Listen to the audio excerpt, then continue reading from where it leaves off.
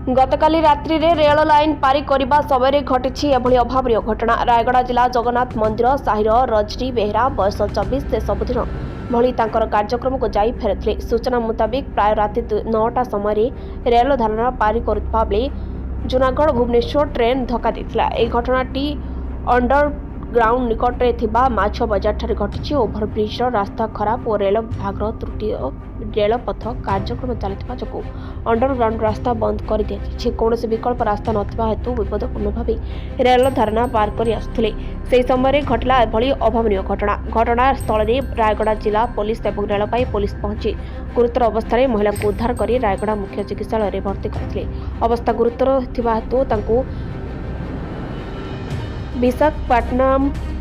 Omni medical को स्थानांतरित कर एभली घटना को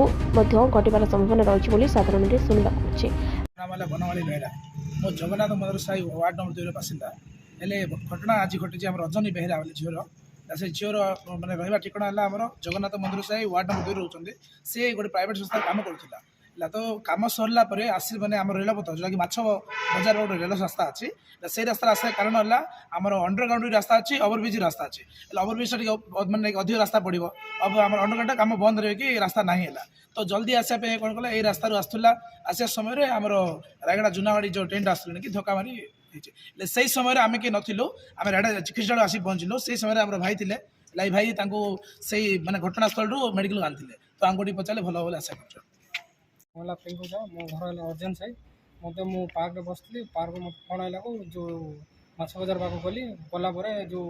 जोड़ा टेकला जो जूनागढ़ एक्सप्रेसटा लगेला जो झील को काढ़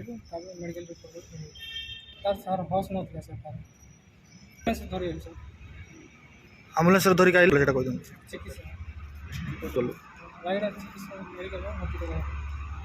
रायगड़ा प्रफुल्ल कुमार बेहरा रिपोर्ट रिपब्लिक ओडिशा।